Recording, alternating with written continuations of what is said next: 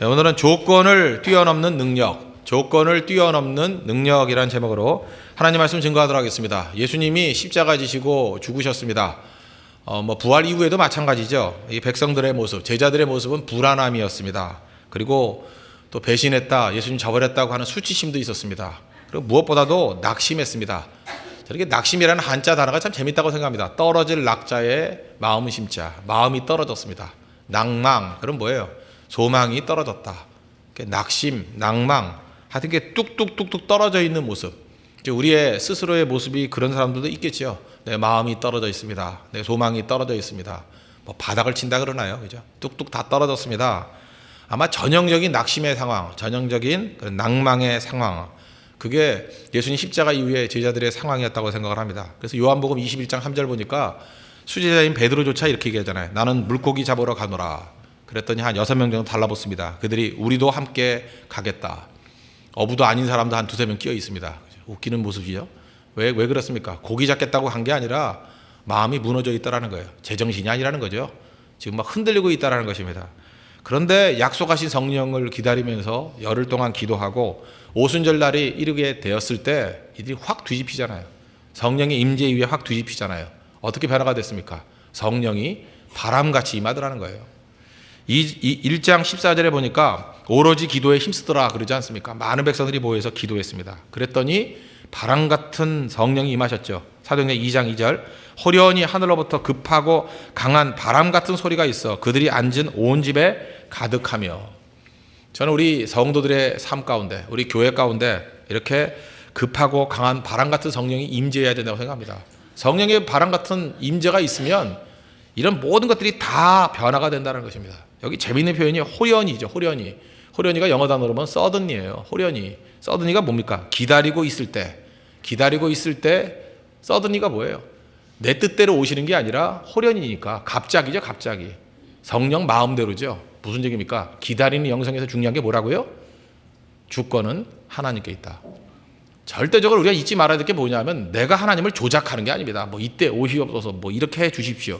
그건 제가 볼 때 초보적인 기도일 때 하는 얘기지, 결국은 기도가 깊어지면 기다리는 겁니다. 주님의 때에, 주님이 뜻하실 때, 주님의 뜻을 이루소서. 그리고 일은 언제 이루어져요? 호련히 이루어지는 거예요. suddenly. 호련히 이루어지는 거지 내 계획대로 이루어지는 게 아니라는 것입니다.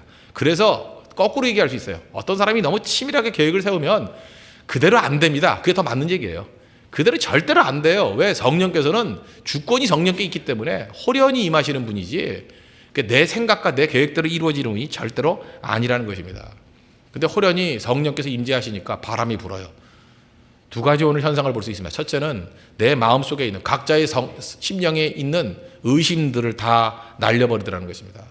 원래 제자들의 모습은 어떤 모습이었습니까? 비겁함이었습니다.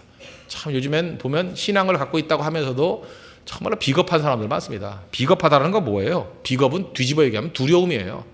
두려움이 있기 때문에 비겁해지는 거 아니에요. 왜 비겁해집니까? 불안하니까, 두려우니까, 내가 내 살 길 찾겠다는 거 아닙니까? 그래서 비겁함의 뿌리에는 또 뭐가 있냐면 불신이 있습니다. 여러분들 신앙심이 왜 중요하냐면 하나님을 믿고 의지하는 신앙이 투철하면요 절대로 비겁해지지 않고요, 절대로 배신하지 않습니다. 절대로 사람들 저버리거나 그런 행동하지 않아요. 저거는 덕이 없다가 아니라 그건 믿음이 없는 겁니다. 비겁함은 믿음이 없는 거예요. 굳건한 하나님에 대한 믿음이 있으면 흔들리지 않는다는 것입니다. 제자들 비겁했죠. 그런데 성령의 바람이 불고 난 다음에 이들이 어떻게 변화가 됐습니까? 담대한 마음을 가지고 2장 그 중간 14절부터 보십시오. 사도 베드로가 일어서서 담대하게 하나님 말씀을 증거하고, 또 3장에 넘어가니까 담대하게 예수 그리스도의 부활을 증거하고, 4장에 가니까 전하지 말라 그랬더니 나는 보고 들은 것을 전하지 아니할 수 없다 하는 그런 담대함으로 나아가게 되더라는 것입니다. 성령의 바람이 불면은 그죠, 우리 태풍하고 비슷한 거죠. 이 바람이 불면 어떤 일이 벌어지느냐, 우리 녹조 현상, 적조 현상 이런 거 있지 않습니까? 우리는 태풍이 필요 없고 태풍 때문에 우리가 당하는 피해들이 많으니까 이게 굉장히 나쁜 거라고 생각하지만 태풍이 불어야 바닷물이 뒤섞여 버린대요. 그래서 태풍이 안 불면 바닷물이 썩어가는 거예요. 그죠? 이게 어떤 고인 것들이 있더랍니다. 하나님께서 우리에게 필요하시기 때문에 인생에서 태풍을 불어주시는 거예요. 그래서 이렇게 뒤집히게 만드는 거죠. 그리고 바람 불고 난 다음에 여러분 보면은 공기가 맑죠. 이 공중에 떠 있는 공중에 바이러스가 굉장히 많이 있대요. 그런데 그 바람이 이 공중에 떠 있는 바이러스를 많이 다 날려버린답니다. 그래서 비 오고 난 다음에 바람 불고 난 다음에 나가보면 굉장히 상쾌하죠. 그렇지 않습니까? 뭐 보통 상쾌한 게 아니잖아요. 그 이유가 뭐냐? 공중에 떠 있는 바이러스들이 다 날아가 버렸기 때문에. 마찬가지로 성령의 바람이 불면 제일 먼저 우리 내면 속에 있는 모든 의심의 안개들을 다 날려버린다는 거예요. 마귀는 우리를 어떻게 넘어뜨리냐면 꼭 그 해커들이 쓰는 방법과 똑같아요. 바이러스 심겨놓죠. 우리 마음속에 죄악의 바이러스, 죄악의 씨앗들을 숨겨놓습니다. 그리고 그걸 갖다가 잠깐만 잘하게 만들어요. 그래서 결국은 그 생각으로 인해서 우리를 망하게 만드는 거. 마귀가 쓰는 방법이라는 것입니다. 뭐 예를 든다 그러면 가룟 유다, 요한복음 13장 2절 보니까 마귀가 벌써 가룟 유다의 마음에 예수를 팔려는 생각을 넣었더라, 이런 말씀이 나와요. 그러니까 요한복음 13장에 벌써 그죠? 마음속에 예수를 팔려고 하는 생각을 마귀가 살짝 집어넣어놨어요.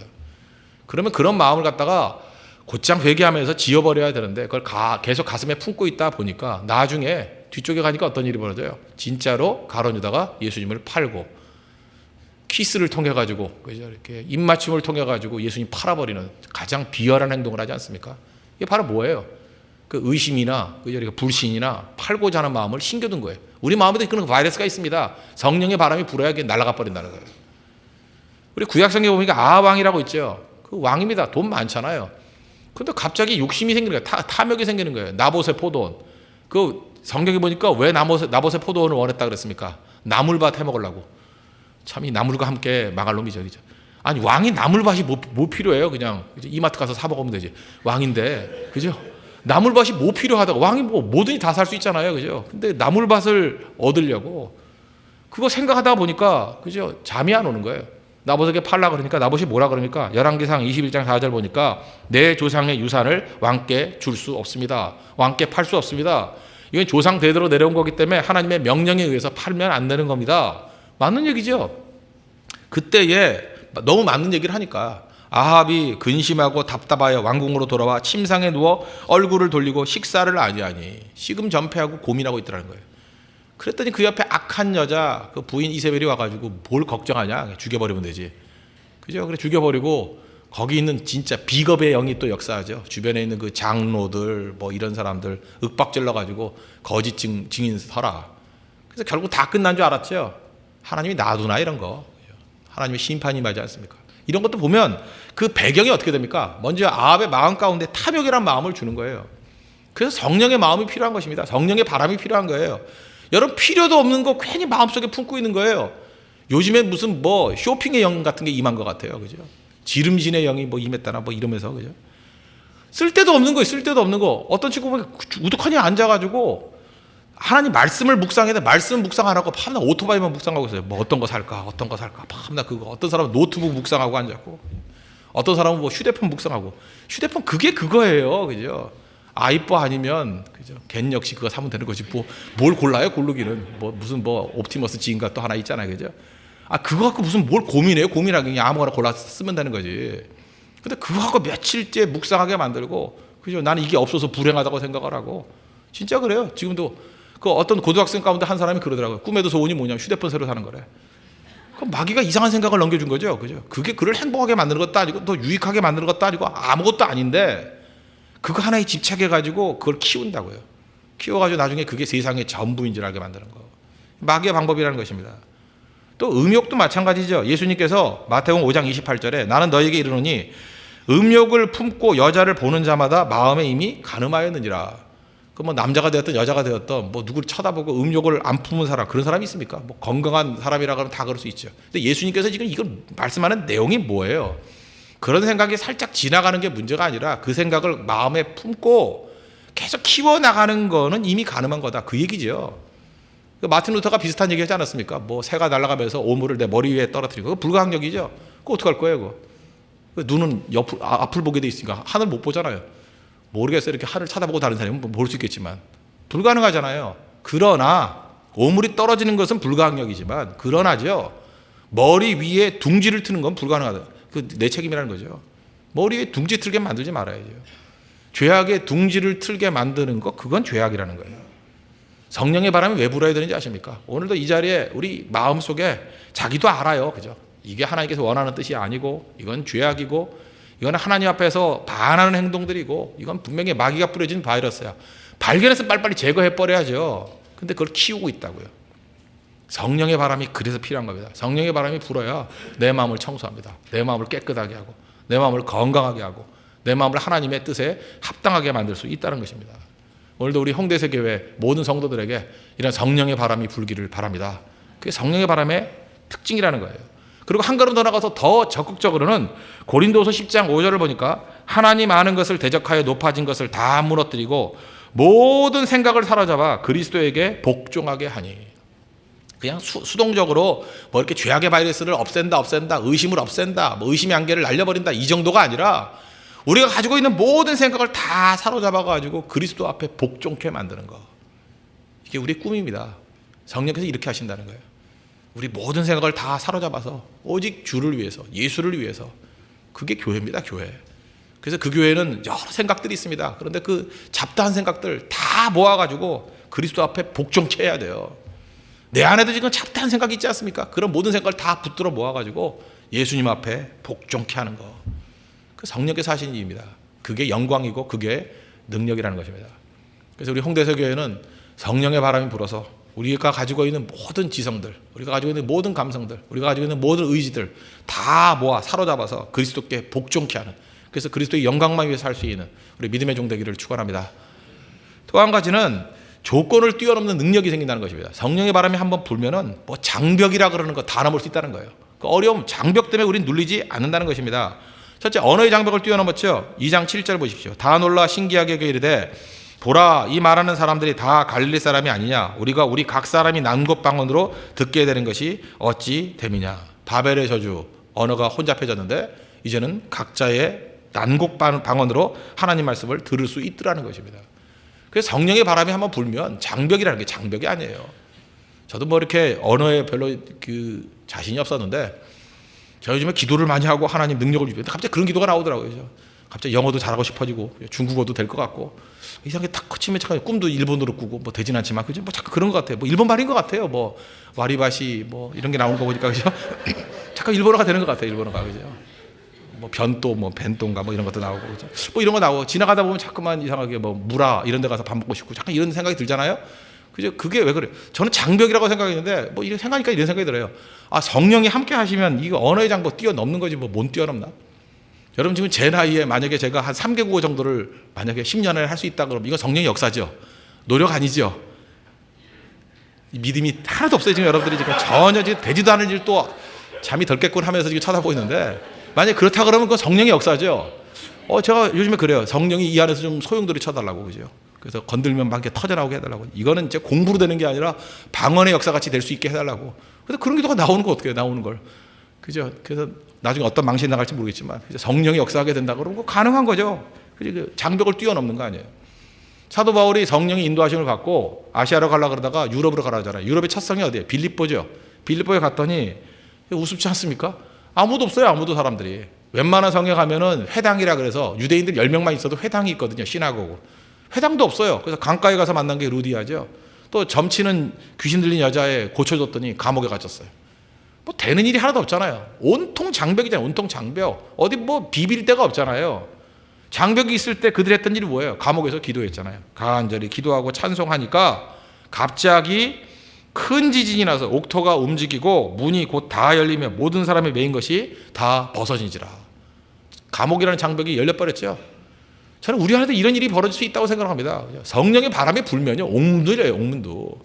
옥문을 여는 능력이 성령의 바람인데 우리 가운데 무슨 장애가 있겠습니까? 그래서 혹시 여러분의 삶 가운데 내 장애라고 생각되는 것들이 많이 있습니까? 하나님의 성령 의지하십시오. 성령이 바람 한번 확 불어버리면요, 모든 것이 다 깨져버린다는 거예요. 우리 안에 지금 21세기 상황에서 가장 큰 장벽 중에 하나는 이런 외적인 장벽도 있지만 교회 내적인 장벽도 있다고 생각을 합니다. 여러분 그런 거 아십니까? 악조건 중에 최고의 악조건은 내부에 있는 거잖아요. 우리 교회 안에 들어와 있는 불신이 있어요. 교회 안에 들어와 있는 율법주의가 있다고요. 초대교회 때 최고의 교회 원수가 율법주의였잖아요. 이 바리새주의. 이 바리새주의의 특징이 뭐냐 하면 이런 거예요. 하나님께서 제일 좋아하는 걸 그는 싫어해요. 믿는다고 하면서 싫어하는 거예요. 하나님이 제일 좋아하는 게 뭡니까? 잃어버린 양떼들 구원하는 거 아니에요? 회개. 우리 누가복음 15장에 보면은 잃어버린 한 사람이 회개하고 돌아오면 천국에서 잔치를 벌인다 그러죠. 기뻐하면서. 그죠? 회개하고 돌아오는 거 그걸 너무 좋아하는데 교회 안에 회개를 싫어하는 사람이 있다니까요. 하나님의 존재는 믿으면서 하나님의 능력은 믿질 않아요. 하나님의 존재는 귀신도 믿죠. 야고보서 2장 19절 보니까 내가 하나님은 한 분이신 줄 믿느냐 잘하는도다 귀신들도 믿고 떠느니라. 그러니까 하나님은 살아계셔 이것만 믿으면 아니에요. 이건 귀신의 믿음이에요. 귀신도 하나님이 살아계신 거 다 알아요. 그러면 진짜 믿음, 성령께서 인치시는 믿음은 어떤 거냐? 하나님의 능력과 하나님의 뜻까지도 믿는 거예요. 근데 하나님의 뜻까지도 믿는다는 건 뭐냐 하면 오히려 율법주의는요 하나님의 뜻을 못 믿는다 그런 표현보다 하나님의 뜻을 싫어하는 거예요. 싫어하는 거. 예를 들어 누가복음 15장에 탕자의 비유를 보시죠. 탕자 형 이게 이제 대표적인 바리새인의 그 눈초리인데, 그죠? 그 렘브란트의 그림 한번 보라 그랬죠. 그 뒤에 기둥 뒤에 숨어 있는 그 형의 눈초리. 회개를 싫어하는 거예요. 하나님의 은혜를 싫어하는 겁니다. 이런 장벽을 뛰어넘어야 돼요. 그 누가복음 15장 29절 보니까 뭐라고 얘기를 해요? 그 아버지를 섬겨 명을 어김이 없거늘 자기에게요. 내게는 염소 새끼라도 주어 나와 내 벗으로 즐기게 하신 일이 없더니, 그죠? 아버지의 살림을 창녀와 함께 삼켜버린 이 아들이 돌아오며 이를 위하여 살진 송아지를 잡으셨나이다. 그 앞부분에 보면요 탕자가 창기들과 함께 재물을 삼켜버렸다 이런 얘기가 없어요. 이거는 이 형이 지어낸 얘기예요. 뭐 허랑방탕하게 살았다 그런 얘기 있지만 허랑방탕 속에 이런 구체적인 얘기가 없거든요. 그리고 탕자가 와가지고 형한테 이런 얘기를 한 적도 없고. 그러니까 형은 어떻게 생각하는 거예요? 동생이 방탕했다 그럴 때 자기가 상상하는 것 중에 최악을 상상하는 거예요. 최악을 믿는 거예요. 분명히 저건 창기와 함께 재산 날려먹었을 거야. 최악으로. 이게 바리새주의의 생각이에요. 뭐든지 최악으로 생각해요. 그리고 돌아와가지고 회개하는 걸 원하지도 않고, 그죠? 그 다음에 그가 아버지가 그를 품어주는 것도 기쁘지가 않고. 왜 그렇습니까? 왜 회개를 싫어하고 회개를 왜 무서워하죠?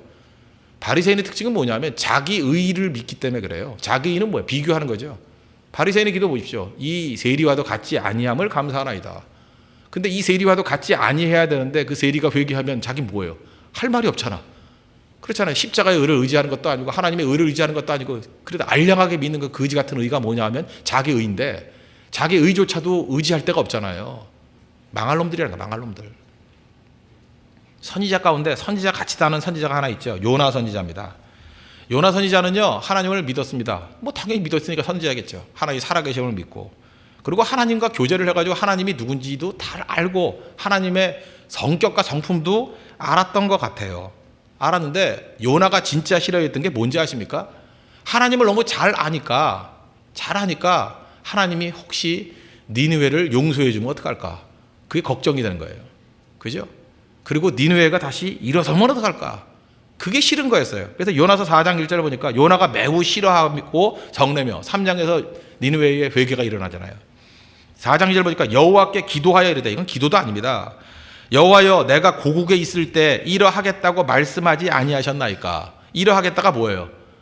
니느웨가 회개한다 그러지 않았습니까? 그러므로 내가 빨리 다시스로 도망하여 싸우니 이유가 뭐예요? 회개할까 봐. 내가 가서 전하면 회개할까 봐. 어떻게 이런 자가 다 있어요? 그러면서 뭐라 그러냐 하면 다 옳은 소리예요. 주께서는 은혜로우시며 자비로우시며 노하기를 더디하시며 인애가 크시사. 하나님을 정확히 한 거죠. 하나님이 어떤 하나님이라고요? 은혜로운 은혜 주시는 하나님, 자비로우신 하나님, 노하기를 더디하시는 하나님, 인애 헤세드가 크신 하나님이시기 때문에 그다음 이게 중요해요. 뜻을 돌이켜 재앙을 내리지 아니하시는 하나님이신 줄을 내가 알았음이니이다. 정확히 알고 있죠. 하나님이 어떤 분인지 정확히 알고 있죠. 그게 싫대요. 이게 믿음이에요? 이게 십자가의 원수지? 하나님을 다 알아요. 그래서 죄인을 용서할까 봐 너무 싫은 거예요. 죄인을 용서할까 봐. 우리 교회 안에 이런 세력들이 있습니다. 이건 마귀의 그 대표자, 마귀의 선지자, 뭐 이렇게까지 얘기하고 싶어요. 그래서 사도 바울이 갈라디아서 그러잖아요. 율법주의에 대해서. 그죠? 다른 복음 전하는 자들에게는 천사라 할지라도 저주를 받을지어다. 이유가 뭔지 아십니까? 겉으로 볼 때 광명의 천사같이 보여요. 악하고 악한 자들이라는 거예요. 이거는 정말 최악의 존재들, 최악의 존재들. 이 요나 같은 태도 갖고 있는 사람들. 회개를 싫어해요, 회개를. 교회가 기성화되고 오래되면 이런 일들이 자꾸만 벌어지게 된다는 것입니다. 회개를 기뻐하지 않아요. 기쁨이 뭔지 알아요? 여전도에서 기름 많이 팔리면 좋아요. 참기름 많이 팔리면 좋아하고, 남전도에서 그죠? 전국 장로 뭐 집사 체육대회 나가서 축구 우승하면 제일 기뻐하고, 남전도회인데 그죠? 전도는 안 하고 남축구 조기 축구회를 만들어야죠. 그러면 참기름회를 만들어야죠. 우리 그러고 있다고요. 그러고 교회의 최고의 기쁨이 뭔지 아십니까? 회개한 자들, 그죠? 그들이 돌아오는 것들에 대해서 기뻐하는 모습이 있어야죠. 근데 이런 자들의 특징이 뭔지 아십니까? 특징이 뭐냐면 자기 이익이 침해당하면 못 견뎌해요. 죄인들이 회개하고 돌아오는 것들은 그렇게 싫어하면서, 그죠? 자기 이익이 침해당하면 못 견뎌요. 그걸 하나님께서 보여주려고 예증을 하나 들고 있죠. 뭐예요? 더운 사막 같은데 박넝쿨 하나 만들어줬어요. 그랬더니 아이고 시원해 좋다 그랬죠. 그 다음에 하나님께서 뜨거운 동풍을 보내셔가지고 박넝쿨 하나 없애버렸어요. 그랬더니 요나가 길길이 뛰면서, 그죠? 나 죽여달라 그러고, 뭐 하는 짓이냐 그러고, 왜 내 거 빼앗아 갔냐 그러고. 바리새인들의 본질이에요. 본질. 자기 작은 이익 하나만 침해당해도 못 견뎌하는 거야. 못 견뎌하는 거. 하나님이 분노하시죠. 그죠? 뭐라 그래요? 내가 수고도 아니하고 재배도 아니하였고 하루에 났다가 하룻밤에 말라버린 이 박넝쿨도 그렇게 아끼면서 이 큰 성읍 니느웨에서 좌우를 분별하지 못하는 자가 12만 명이나 되고 가축도 많이 있는데 내가 어찌 아끼지 아니하겠느냐. 하나님 마음이 없다는 거죠. 우리가 진짜 은혜가 뭔지 아십니까? 하나님 마음 품어야 돼요. 마음. 그리고 제일 기쁜 게 뭐냐 하면 하다못해 뭐 그죠? 최악의 살인마 같은 사람들도 회개하고 돌아온다면 기뻐해야죠. 우린 그게 안 돼요. 저런 살인마는 저거는 죽어야 돼. 그런 마음이 있잖아요. 그게 요나의 마음과 다 똑같이 다를 게 뭐가 있어요? 다 돌아오게 하는. 우리 한국 사람 그런 마음이 있나요? 일본이 회개하는 걸 두려워하는 마음이 있나요? 그렇다면 여러분 회개하셔야 돼요. 그거 올바른 마음 아니에요. 저 일본이 저거 잘 살기도 하고 저러다가 또 회개까지 해서 부흥까지는 못 견뎌. 그 요나하고 똑같은 거죠. 우리가 하나님의 관점에서 바라봐야 됩니다. 잃어버린 양들을 얻기를 원하신 하나님의 마음. 그죠? 결국 우리가 지배당하는 건 마귀가 던지는 시기심, 질투심, 그거예요. 비교의식, 열등감. 그 열등감의 그런 더러운 부산물들이 우리의 행동들이라고요. 열등감, 시기심, 죄악들. 성령의 바람이 불어야 됩니다.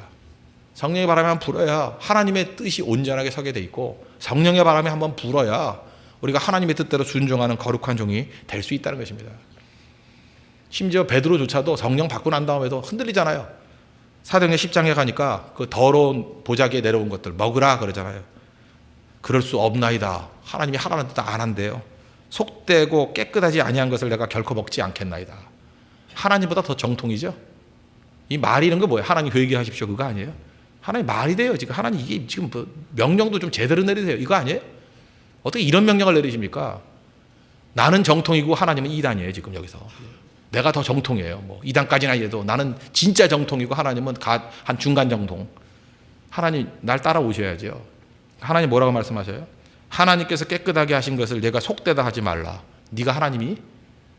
선악의 기준이 누구예요? 하나님이에요. 하나님이 선하다 그러면 선이에요. 하나님이 쓰신다 그러면 쓰시는 거고, 하나님이 용서했다 그러면 용서하는 거고, 하나님께서 내가 저 사람을 세우겠다 그러면 세우는 거라고요. 여러분 믿습니까? 그 의식 가져야 돼요. 하나님이 다 옳아요. 하나님이 하는 게 다 옳다고요. 우리가 뭔데 나서요? 뭔데? 우리가 하나님이에요? 결국 그렇게 나서는 자들이 하나님 앞에서 가장 큰 죄인이에요. 가장 큰 죄인. 지금 요나라든지 심지어 이 베드로 같은 태도라든지 아니면 탕자의 형 같은 태도라든지 이게 겉으로 볼 땐 다 믿음 있는 사람 같이 보여요. 그것도 믿음도 아주 좋아 보여요. 아주 교회를 사랑하는 사람 같이 보인다고요. 본질은 뭐예요? 마귀의 앞잡이들이에요. 우리가 그렇게 잘못된 길로 악용될 수 있다는 것입니다. 그래서 성령의 바람이 불어야 됩니다. 성령의 바람이 크게 불어서 우리 자신의 뜻들과 자신의 잘못된 아집, 고집 다 깨져버리고 하나님의 마음, 그죠? 뭉클하는 죄인들이 돌아올 때 기뻐하는 하나님의 마음, 아버지의 마음, 하나님 아버지의 마음 품고 우리 많은 영혼들을 살리고, 우리 교회에서 최고의 기쁨이 뭐라고요? 믿지 않는 자들이 회개하고 돌아오는 것을 바라보는 기쁨, 그런 것들이 그치지 않는 넘쳐나는 우리 거룩한 교회가 되기를 축원합니다. 기도하도록 하겠습니다. 이 시간 다 같이 하나님께 간구하도록 하겠습니다. 하나님, 성령의 바람이 불기를 원합니다. 의심의 안개를 다 날려버려 주시고, 무엇보다도 모든 조건과 한계를 뛰어넘게 해주시고, 무엇보다 우리 마음 가운데 있는 이 바리새인주의를 다 날려버리시고, 죄인들이 회개하고 돌아오는 것을 가장 기뻐하는, 또 그것을 위해서 헌신하는 교회 되게 해달라고 다 같이 하나님께 간구하도록 하겠습니다.